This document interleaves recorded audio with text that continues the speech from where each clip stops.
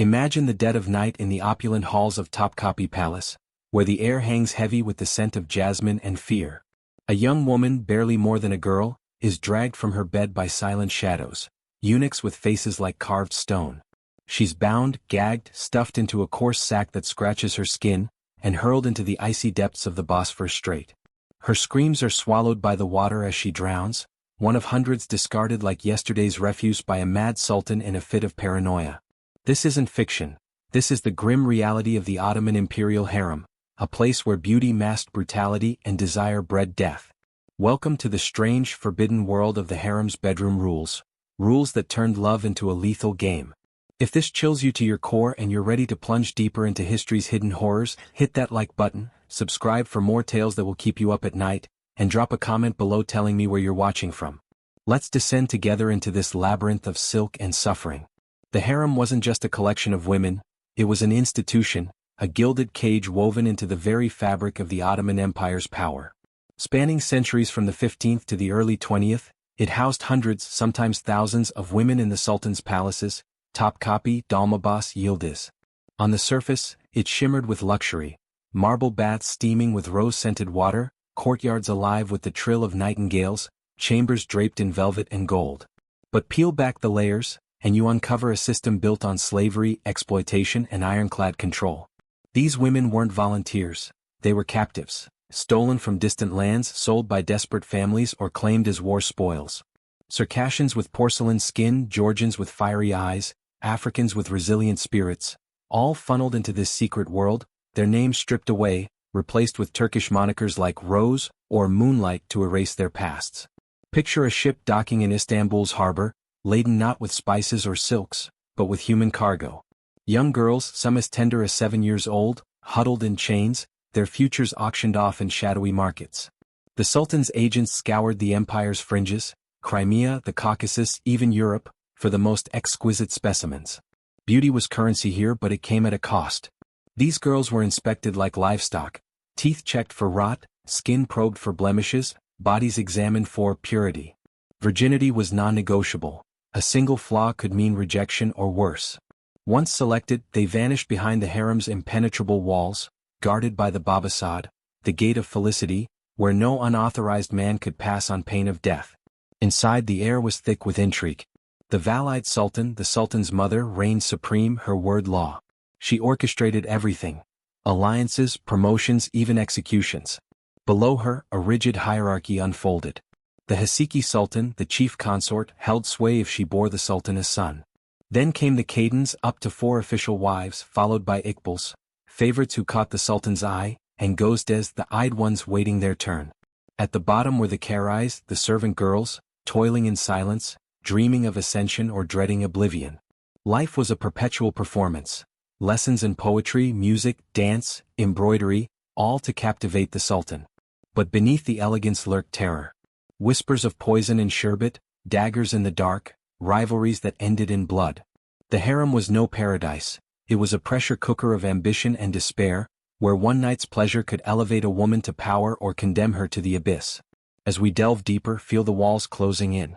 The harem's rules extended to every breath, every glance, but nowhere were they more bizarre and binding than in the bedroom. These weren't mere customs, they were rituals etched in centuries of tradition, designed to preserve the Sultan's divinity while stripping women of agency. The Sultan was God-king, his desires divine, but even he bowed to protocols that turned intimacy into a scripted spectacle. No spontaneous passion here, every encounter was choreographed, supervised, laden with symbolism. A handkerchief tossed casually could signal selection, a single word could seal a fate. But for the women, it was a gamble with life itself. Success meant jewels, status, perhaps even influence over the empire. Failure? Demotion, isolation, or a sack in the sea. Let's step into the shadows of selection. It began with the Valide Sultan's keen eye. She vetted potential concubines, ensuring they posed no threat to her power or her son's lineage. Beauty alone wasn't enough. Intelligence, loyalty, submissiveness, all were tested. Girls endured grueling training, how to walk with grace, how to lower their gaze, how to anticipate the Sultan's whims. The harem school, overseen by Kalfas, senior women, drilled them in the art of seduction without vulgarity. They learned to play the lute, recite verses from the Quran, massage with scented oils. But the dark undercurrent? This education, masked indoctrination, breaking spirits to mold perfect vessels for the dynasty. Many arrived traumatized from abduction, their families slaughtered or sold separately. Isolation was total. No letters home, no visitors, only the echo of their own sobs in marble halls. And the eunuchs, oh the eunuchs. These were the harem's enforcers, castrated men whose mutilated bodies ensured the sultan's bloodline remained pure. Black eunuchs from Africa, white from Europe, they patrolled the corridors like ghosts, their high voices a constant reminder of sacrifice. Their creation was horror incarnate. Boys kidnapped, genitals crushed or sliced off in crude surgeries, wounds cauterized with hot irons or boiling oil. Survival rates were abysmal. Many bled out or succumbed to infection. Those who lived bore scars that twisted their souls, fueling resentment or ruthless ambition. The Kisler Agassi, chief black eunuch, wielded power second only to the sultan, amassing fortunes, influencing politics. But their presence added a layer of dread, always watching, reporting every whisper, every tear. Now imagine the tension as night falls. The sultan, weary from court, retires to his apartments. He doesn't wander the harem like a predator. No, the rules forbid it. Instead, he signals his choice, perhaps a name whispered to the Kisler Agassi, or a glance during a daytime audience. The selected girl is informed at dawn, her day a whirlwind of preparation. She's bathed in hammams, skin scrubbed with pumice, hair oiled with musk, body adorned in sheer silks that whisper secrets. Cosmetics enhance her allure, kohl-rimmed eyes, henna'd hands, lips rouged like blood. But fear gnaws at her. Will she please him? What if she fails? The rules are clear. No initiative, no demands. She must embody submission, a living doll for his pleasure. As evening deepens, the Kisler Agassi escorts her through labyrinthine passages, past locked doors and vigilant guards. The harem's heart beats with anticipation. Rivals peer from shadows, jealousy festering like poison. She arrives at the sultan's bedchamber, a sanctum of opulence, canopied bed piled with furs, incense curling like serpents. But here's the first bizarre rule: she doesn't enter boldly. She waits at the door, prostrates herself, kisses the threshold. Only then does she crawl, yes crawl, across the floor to the foot of the bed where she kneels, head bowed, awaiting invitation. The sultan might ignore her, test her patience, or beckon her up. Silence reigns, speaking unbidden is forbidden. The encounter unfolds under invisible eyes. Eunuchs lurk outside, ensuring no impropriety, no escape. The rules dictate every move. She must approach from the foot, sliding under covers without disturbing him, her touch tentative, reverent. Intimacy is one-sided, the sultan's will alone. No embraces unless he initiates, no words of passion. It's a performance of power, not partnership. Some sultans, like Suleiman the Magnificent, sought connection as with his beloved Hurrem, who broke traditions by becoming his legal wife. But others, like the deranged Ibrahim, treated women as disposable toys, their whims turning deadly. Imagine the girl's heart pounding, her mind racing with dread. One wrong move, a flinch, a sigh too loud, and she could be cast aside. Post-coitus rituals are equally strange. She doesn't linger. At dawn she's whisked away, bathed again to purify her, examined for signs of favor. If the sultan gifts her a jewel, a robe, it's a sign of approval. She might receive her own chamber, attendance, a stipend. But if displeased? Demotion to drudgery or worse. The harem buzzed with such tales. Concubines who pleased once, then vanished, their fates whispered in hushed tones. Pregnancy complicated everything. Bearing a son was the ultimate prize, elevating her to Khatan status, with apartments near the Valide Sultan. But daughters? Less valued though still a step up. The dark twist: unwanted pregnancies were taboo. Rules forbade conception without the Sultan's implicit blessing, and abortions, clandestine, risky, were common. A child from an unfavored union could mean exile or execution, the infant smothered to preserve lineage purity. Delve deeper into this abyss and you encounter the purity tests, bizarre, invasive rituals to ensure virginity and health. Upon arrival, girls faced examinations by senior women, hymens probed, bodies inspected for diseases. Even favored concubines underwent periodic checks, their intimacy monitored like state secrets. One grotesque obsession? The Sultan's fixation on perfection. Blemishes led to rejection. Some women scarred themselves deliberately to avoid selection, preferring servitude to the bedchamber's perils. And the midnight rituals. Some sultans demanded elaborate preludes, dances in moonlight, recitations of erotic poetry, turning the bedroom into a theater of control. But the horror escalates with jealousy's venom. The harem was a viper's nest, where women vied for the sultan's gaze. Rivals spread rumors, slipped poisons, orchestrated falls from grace. Hurrem Sultan, the Ukrainian slave who rose to empress, allegedly masterminded the murder of Prince Mustafa, her stepson, to secure her own son's throne. Mahidevran, Suleiman's first consort, clawed Hurrem's face in a fit of rage, scarring her beauty. Such acts weren't rare. The rules encouraged competition, with the Valide Sultan pitting women against each other to maintain balance. Punishments for infractions were swift, severe. Insolence earned beatings with rods. Adultery, real or accused, meant drowning in the Bosphorus, bodies weighted with stones. One chilling rule: the forgotten women. Concubines who never caught the sultan's eye languished in obscurity, aging in the harem's depths, forbidden to marry or leave until manumitted after 9 years.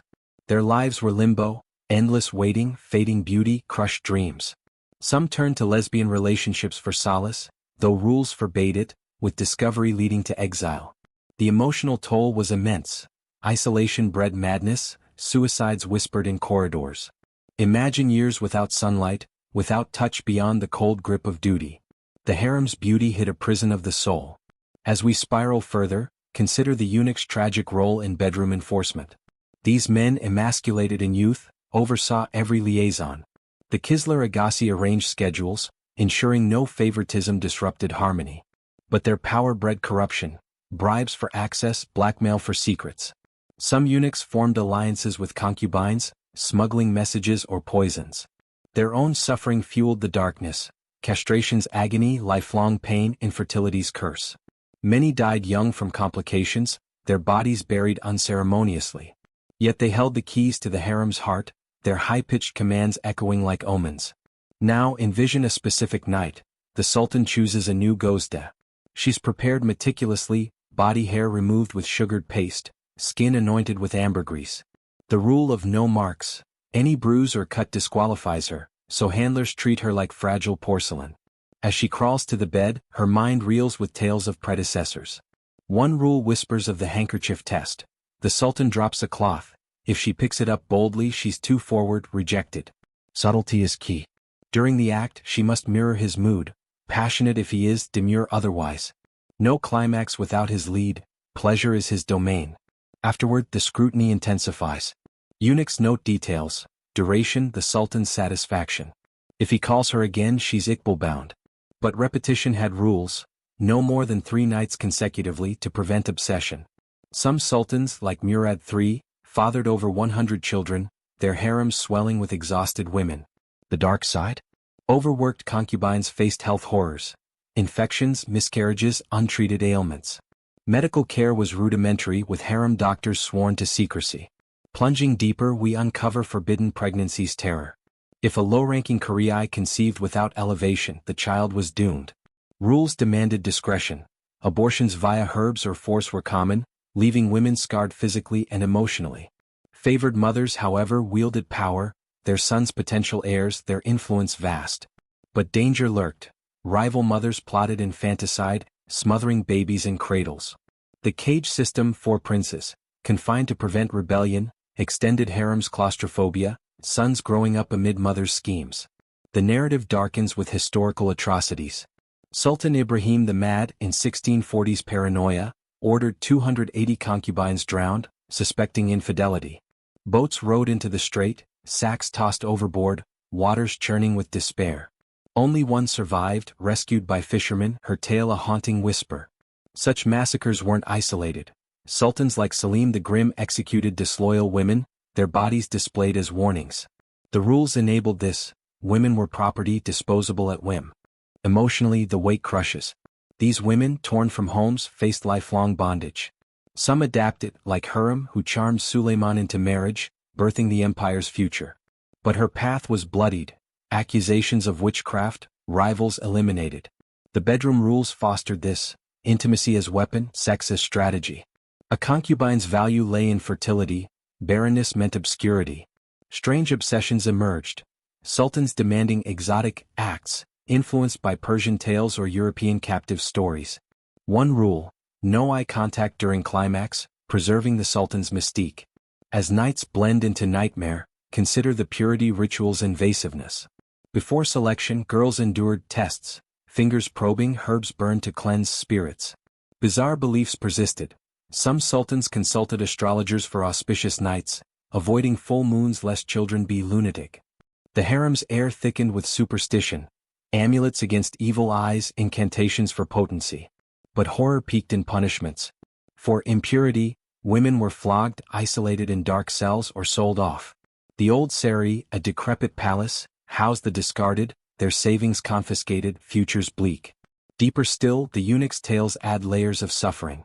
Captured as boys from Sudan or Ethiopia, they endured the sandali castration, genitals removed, urethra plugged with a reed, buried in sand for healing. Agony unimaginable, many begged for death. Survivors served loyally but bitterly, their resentment boiling in harem politics. They enforced bedroom rules with zeal, sometimes twisting them for personal gain. A eunuch might delay a rival's summons or fabricate scandals. Their presence turned intimacy surreal, knowing eyes behind screens, ears pressed to doors. Imagine the emotional descent for a concubine, initial hope fading to resignation. Rules forbade complaint, stoicism was virtue. But cracks appeared, depression, hysteria, self-harm. Some women feigned illness to avoid the bed, risking wrath. The Valide Sultan, often a former concubine herself, perpetuated the cycle, her heart hardened by survival. Kozum Sultan, regent extraordinaire, ruled with iron fist, only to be strangled by her daughter-in-law Turhan in 1651, eunuchs dragging her by hair through halls she once commanded. The script of horror continues with bedroom obsessions, grotesqueries. Some sultans collected types, blondes, redheads, arranging collections like artifacts. Rules dictated variety, monotony bored the divine. Concubines competed in beauty contests, parading nude before the Valide, winners granted knights. Darker still, forced performances, dancing till exhaustion, or enacting fantasies from forbidden books. The emotional grip tightens, women reduced to roles, their humanity erased. As we burrow further, the harem's political web ensnares. Bedroom favors translated to state influence. A whispered pillow talk could topple viziers. But failure invited doom. Unwanted concubines were gifted to officials, their bodies bartered like goods. The rules ensured dynasty's continuity, but at what cost? Generations of trauma, passed mother to daughter. Sultanas, the sultan's daughters, lived in luxury but married off strategically, their husbands often executed if threatening. Plunge into specific rules strangeness. The foot entry, always from bed's base, symbolizing ascent to grace. No disrobing without command, vulnerability staged. Post-act, she kissed his feet in gratitude, retreating backward, never turning back. A rule rooted in reverence, laced with humiliation. If the sultan slept, she waited motionless till dawn, cramps ignored. Such details paint a portrait of control, emotion suppressed. The descent accelerates with tales of escape attempts. Rules sealed exits, walls high, guards vigilant. Captured fugitives faced torture, whips, branding before death. One horrific practice, sewing mouths shut for gossipers, a silent warning. The harem's beauty belied its brutality, a continuous fall into despair. Deeper into the abyss, the role of male concubines emerges, a lesser-known horror. Though rare, some sultans like Mehmed the Conqueror kept boys in separate quarters, rules mirroring the harems. Castration ensured compliance, their lives parallel tragedies. But focus sharpens on women's plight. Constant surveillance bred paranoia, friendships rare amid betrayal. The emotional heaviness builds. Imagine years without freedom, sunsets viewed through lattices, world a rumor. Bedroom rules evolved over centuries, but darkness persisted. In early days, sultans married princesses. Later, slaves preferred to avoid alliances. This shift amplified exploitation. Women without noble ties easier to discard. Strange customs. Some sultans demanded virgin blood proof, sheets examined post-night. Absence meant accusations, punishments swift. The Valide's approval was key, she could veto encounters, her jealousy a barrier. Horrific events punctuate the narrative. In 1808, during a rebellion, harem women cowered as gunfire echoed, some killed in crossfire. But intimate terrors hit harder. Gulbahar, a consort, pushed off a cliff by rival Gulrish, body shattered on rocks. Poison was weapon of choice, arsenic in sweets, strychnine in tea. Rules forbade autopsies, deaths ruled, natural. The emotional grip, constant fear, trust non-existent. As layers peel, the harem's economic underbelly reveals. Women received stipends based on status, cadens richly, caries meagerly. But rules tied pay to performance, displeasing meant cuts. Some amassed wealth through gifts, influencing markets via curas, Jewish women intermediaries. But wealth couldn't buy freedom, manumission rare before service end. Further descent, the witch hunts. Superstitious sultans accused women of sorcery, rules allowing trials by ordeal, hot irons, drowning tests. Innocent or not, many perished. The darkness thickens with child-rearing rules. Sons separated at 12, daughters groomed for marriage. Mother's influence waned, emotional bonds severed. Imagine a concubine's inner monologue during ritual, will tonight be salvation or sentence? The cinematic immersion, shadows dancing on walls, heartbeats like drums. The heaviness, knowing one man holds your fate, rules his shield. Spiraling downward, we confront the harem's decline. By the 19th century, reforms chipped at traditions, but horrors lingered. Abdulmacid's Dalmabas harem saw fewer slaves, but rules endured. The emotional legacy, generations scarred, stories suppressed. Yet some women triumphed. Nakshidil, possibly French, influenced reforms.